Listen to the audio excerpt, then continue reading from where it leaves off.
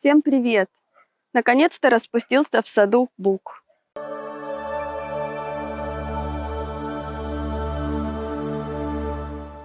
Это бук европейский триколор. В прошлых роликах я его показывала, он был на почке. Я рассказывала, что для этого дерева мы построили целую перголу.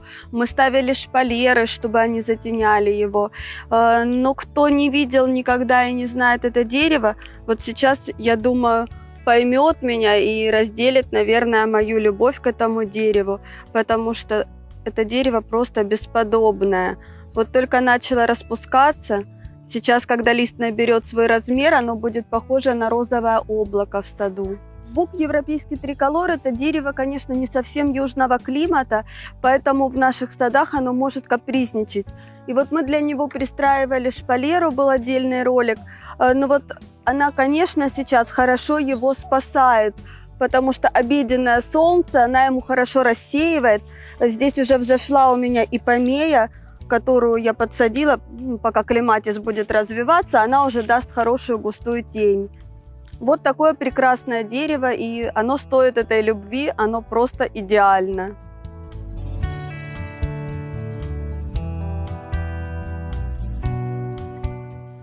Здесь, в этой зоне сада, также я подсадила канны, чтобы они создали притенение буку. Вот она уже так хорошо взошла, эта канна будет с зеленым листом. И у листа такая красная окантовочка, интересная. Посмотрим, как она раскроется. Пока сижу рядом, покажу вам приросты на вергате. Смотрите, какие красивые, мягкие такие ежики. Покажу вам сейчас эту зону сада, которая растет рядом с моим буком. Вот здесь у меня растет можжевельник. Можжевельник Gold Tip. Более подробно о нем рассказывала в ролике про можжевельники, есть на канале. Вот хочу вам показать его приросты. Как красиво смотрятся. Серо-голубая хвоя, такие ярко-ярко-желтые приросты. Очень интересный можжевельник. Он будет мульчировать мне здесь корневую систему бука, создавать такую тень корням. В прошлом году посадила маленький-маленький кустик монарды. Вот он так разросся. Не помню сейчас на память сорт. Должна быть розовая или такая цвета фуксии. В общем, запах, конечно, супер. В прошлом году она не цвела. В этом увеличила вот розетку свою, наверное, раза в 3-4. Я уже даже ее поделила. И вот она, скорее всего, вот-вот зацветет. Она уже тут похоже, что завязывает бутончики. Расцвела у меня здесь опять аквилегия. Начали цвести ирисы. Ирисы у меня рассажены по всему саду. Они, конечно, весной добавляют настроение. Так ярко, нарядно. И вот хочу вам показать, первый год у меня выгнала метелки и будет цвести скумпия. Это скумпия кожевенная, Golden Spirit, желтолистный сорт. Она такая красавица. Я ее покупала вообще маленьким саженцем. Она была на уцененке, сгорела в садовом центре. Но это был единственный саженец этого сорта, поэтому я решила выхаживать. И вот она за 2 года уже подросла и даже будет цвести. А вот смотрите, какая получилась красивая группа. Вот я уже рассказывала, я когда сажаю какое-то растение, я обязательно выбираю ему компаньонов, чтобы они, допустим, в какой-то сезон очень нарядно смотрелись. Вот здесь, получается, с моей скумпией соседствует барбарис Мария. Это желтолистный барбарис, это очень красивый колоновидный сорт. И вот получается такой контраст. Маленькие желтенькие листики, кругленькие барбариса и круглые, но побольше листья скумпии. Цветовая гамма у них совпадает. И в сочетании с такими фиолетовыми ирисами и желтыми вот получается такая интересная, просто вот глаз радуется, смотришь на какую-то картинку в саду и удовольствие получаешь. В прошлом году летом тоже посадила такую маленькую крошечную малышку. Это магнолия грандифлора. Она вечно зеленая, цветет летом, большие белые красивые душистые цветы. Вот она у меня зимовала практически без укрытия. Легкий делала ей каркасик, чтобы снегом не поломала. И вот она выпустила почки ростовые. И вот уже молодые новые листики. Вот такая красавица. Сюда она посажена. Это будет ее постоянное место. Вырастет, будет такой красивый силуэт, такое интересное дерево. Буду наслаждаться цветением. И она у меня получается на втором плане. Вот я буду сидеть в перголе и видеть эту прекрасную магнолию. Вот тоже в прошлом году посадила маленькой веточкой герань. Герань кроваво-красная, садовая. Вот она уже в этом году такую куртинку дала хорошую. Посадила, чтобы она мне здесь мульчировала и заплетала. Она, говорят, очень хорошо разрастается. Вот какая яркая, нарядная, красивая. И листик такой интересный у нее, такой резной. Вот рядом у меня здесь еще растет барбарис. Очень интересный сорт, называется Red Chief. Вот посмотрите, какой цвет у пластины листовой. Он настолько яркий, настолько интересный. Здесь у меня группа. Получается, смотрите, красный барбарис, красный лист. Вот расцветает здесь у меня вейгела. Вейгела сорт Red Prince. Вот цвет ее цветочка будет полностью совпадать с цветом барбариса. Будет очень красиво. Барбарис буду формировать шариком. Будет давать мне здесь такое колористическое пятнышко. И за вейгелой у меня растет розочка. Это обычная роза колоновидная. Она тоже красно, такая вишневая. Будет очень интересно смотреться опять группа. Кто смотрел ролик по кедрам, сейчас покажу вам ливанский кедр сорт Glauca pendula. Я его показывала зимой. Посмотрите, какой он красавчик. Он выпускает приросты. Это тоже его первая весна в саду в моем. Вот смотрите, кедры, они меняют свою хвою весной. Поэтому вот пожелтение, обсыпание прошлогодней хвои, это естественный процесс. С кедром все хорошо. Вот смотрите, какие у него приросты. Такого интересного цвета. Хвоя такая мягкая, большими пучками. Вот у этого кедра есть такая особенность. У него центральный побег идет вертикально. Если ему не дать опору, он вообще может остановиться в росте. Поэтому, если вы его выращиваете, вы должны понимать, что вот должна быть вертикальная опора. Я хочу завести его на арку. Со временем он у меня будет заведен на такую круглую арку. Такие будут врата, такая ширма интересная. Северяне так делают с лиственницами. Лиственницы для нас проблемное растение. Будет у нас расти кедр. Рядом в этой зоне сада у меня еще поселился японский клен. Клен Emerald Lace. Я просто его обожаю. Он настолько красивый, он настолько интересный, такой какой-то, знаете, интеллигентный. Его расцветка, она такая ненавязчивая. Зеленые листики с легким таким лимонным налетом. Красно-бордовая кора. Но он просто настолько красивый, настолько интересный, настолько неприхотливый. Но здесь у него тоже получается легкое притенение в обед. Он притенен моей перголой. Выглядит великолепно. В прошлом году не горел, не болел. Фу-фу-фу. Вот такой прекрасный японский клен. А вот, друзья, посмотрите, какой красивый расцвел у меня ирис. Ну, люблю ирисы, ничего не могу с собой поделать. Они такие неприхотливые, цветут. Потом я эти листики срезаю, и они не мешают. За ними уже другие растения. Ну, какой красивый цвет. Такой голубой-голубой, с лимонной серединкой.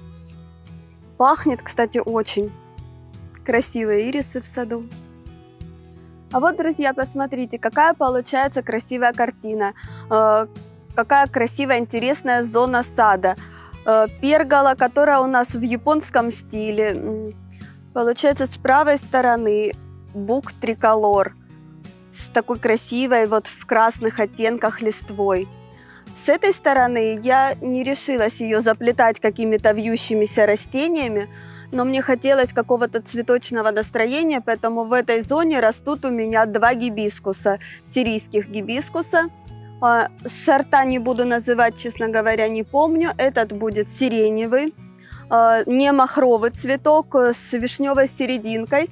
И второй гибискус будет тоже не махровый, белый, тоже с вишневой серединкой. Вот они как раз сделают с этой стороны такую цветущую стену за перголой. И их цветы хорошо видно, когда они цветут. Они получаются вот в эти окошки, хорошо прямо так просматриваются. Вот здесь в контейнере у меня растет березка. Это карликовая березка, сорт Тростдворф. Я ее уже показывала. Вот смотрите, какой интересный листик. Вот такой тоненький, весь воздушный. Вот такая интересная березка. Растет в контейнере. Замульчированная она у меня очатком едким. В общем, поливаю часто, потому что контейнер нагревается, пересыхает.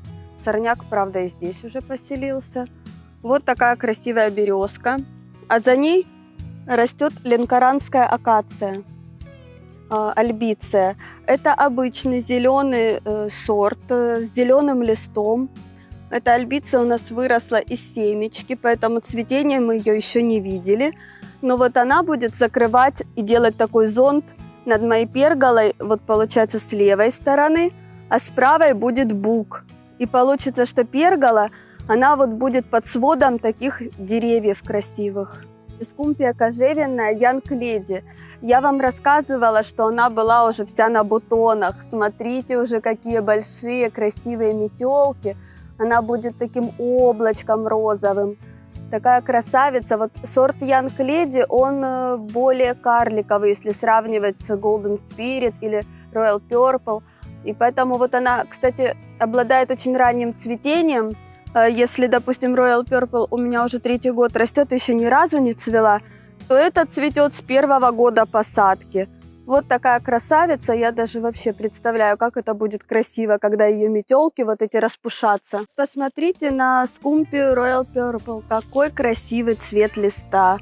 Вот знаете, вот она как-то укореняется, видимо, и лист становится ярче и наряднее вот с каждым годом. Ну вот даже в этом году он какой-то больше сливовый, такой красивый цвет. И сама кора молодая тоже такого же цвета. Очень красивая скумпия. Я помню, как я ее ужасно хотела, как я ее искала. Ну просто вот наслаждаюсь. Она такое колористическое пятно, такой акцент. Она украсит просто любую зону сада. Друзья, посмотрите, какой красивый, прекрасный сейчас цветущий сад. Как он наполнен вот этим запахом, ароматом цветения ирисов, аквилегий. Кое-где цветет ромашка, поднялась уже пижма, расцвели луковичные ирисы. Но настолько красиво. Вот идешь, такие простые цветы, которые вот копейки стоят, которые можно приобрести на любом рынке. Ну вот какое они создают настроение в саду. В прошлом году я посадила такие луковичные ирисы. Они высотой около полуметра, но такие красивые, яркие, так долго цветут. Мне очень нравится вот это сочетание фиолетовый с ярко-желтой серединкой. А вот зацвела в саду мушмула. Первое цветение, первые ее бутоны. Мне очень хотелось бы, чтобы она завязала, конечно, ягодку. Цветочек обычный, беленький. Я думала, какой-то даже будет необычный цветок. Ну вот такая красивая мушмула. Друзья, у меня был ролик в феврале. Ролик был посвященный болезням, заболеваниям хвойных растений. Я сама столкнулась впервые. У меня в саду заболела ель вилсцверг. Иглы покоричневели, они были с точечками. Мне показалось, что это ржавчина, но, может быть, это было даже шутты. Я показывала свою схему лечения, которую я применяла. И вот хочу вам показать, как отреагировала ель на лечение, потому что комментариев было очень много было отрицательных, и что это самодеятельность. Но вот я хочу вам просто показать. Конечно, может быть, это и самодеятельность. Я, так же, как и вы, могла применить любую схему лечения. Но вот чтобы вы видели, какой результат у этой схемы. Елочка выглядит абсолютно здоровой. Больная хвоя, она высохла, она обсыпалась. Елочка обросла, вот ее новые приросты, она, вот посмотрите, если такие хорошие приросты, значит растение здорово, значит у него есть силы на развитие. Вот такая схема лечения, в принципе, показала себя очень даже хорошо. Люблю пройтись по цветочной ярмарке и часто нахожу там всякие интересные растения, которые уже вот люди, которые коллекционируют сады, которые какие-то растения уже разводят, потом выносят. Я не запомнила его название, у меня оно записано. Вот хочу вам показать, какое красивое растение. Мне сказали, что оно расцветет желтыми звездочками. Вот посмотрим, как оно расцветет. Я его поделила, сделала такой массив. Мне очень нравится цвет вот его листьев, такой серо-бирюзовый. Вот такое красивое, интересное растение. Помните, в одном из роликов я вам показывала, как начал расцветать тамарикс. Его еще называют бисерник. Вот сейчас он уже, наверное, около недели как распустился. Вот такое обильное у него цветение. Очень яркий, очень много бабочек вокруг. Красивое, очень неприхотливое растение. Засухоустойчивое, может расти, в принципе, я думаю, в любых условиях. Сейчас перед вами барбарис. Это барбарис, сорт называется эректа. Это зеленолистный барбарис, он колоновидный, очень интересный сорт, меняет тоже окраску несколько раз за сезон. Вот в данный момент он стоит уже весь такой зеленый, но у него ярко-красные черешки. Он весь цвел, поэтому я думаю, он будет весь в ягодке. Дальше буду показывать, как будет меняться цвет его листа. В этой зоне сада еще растет теперь моя ивушка Хакура нишики. Это японская ива. И вот сейчас она начинает уже, как говорят, цвести. У нее побеги становятся бело-розового цвета, и она тоже превращается в такой красивый опрятный шарик. Но если ее, конечно, застригать. Уже распустила свои листики крушина. Это крушина ольхолистная, колоновидная. Она вся цветет такими маленькими цветочками. Интересно, что она семена завяжет. Будем за ней наблюдать. Это тоже новый житель моего сада. В прошлом году посадила. Очень красивая. Она осенью становится ярко-желтого цвета. После зимы я обрезала коротко свою фатинию. И вот она наконец-таки дала новые почки и дала свои красивые лаковые красные листочки. Но я бы сказала, даже цвет такой красно-коричневый.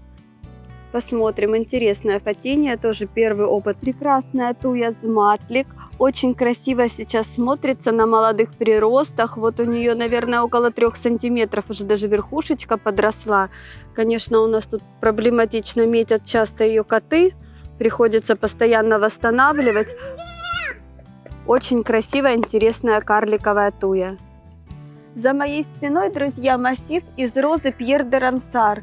Она уже на крупном бутоне. Я уже проводила вчера обработку сада Актарой, потому что тли очень много. Я, к сожалению, не нахожу времени на обработку фитопрепаратами, потому что погода у нас влажность высокая. В общем, Актара для меня это раз и готово. И вот я вам хочу показать, показывала вам свой теневой сад. И вот здесь азалия у меня растет, листопадная, сорт Чардаш, которая была на почке. Я думала, что это цветение, и я не ошиблась. Вот она стоит на бутонах, скоро вся распустится, она в тенечке, поэтому еще не раскрылась. Вот мне самой очень интересно, как будет выглядеть ее цветочек. Я вам рассказывала, что в прошлом году я посадила несколько сортов гехер. Вот один из этих сортов. Мне очень нравится такой красивый лист. Такая хорошая уже куртинка наросла. И вот в этой теневой зоне, где у меня папоротники, очень она нарядно вписывается в эту группу. Ребята, про ошибки показывала вам елочку, которую я купила на рынке, не знаю сорт. Вот хочу вам показать, какая она стала красавица. Я ее в прошлом году прищипнула на молодых вот так приростах. Прищипывала, сейчас покажу вам, вот так вот брала, отламывала кончик. И вот она настолько густо заложила веточки, прищипывала вручную, чтобы не ломать хвою. Так что, если вы хотите загустить свое хвойное растение, не бойтесь, на молодых приростах прищипывайте веточки, и вот так вот будут просыпаться спящие почки, и будет такая прекрасная густота. Друзья, несмотря на то, что у нас наступило просто спонтанное внезапно лето, и температуры днем до плюс 30 и выше, но сад расцветает и продолжает изменяться, продолжает удивлять меня каждый день своим великолепием. На этом сегодня свой ролик заканчиваю, и до встречи в следующем видео. Всем пока!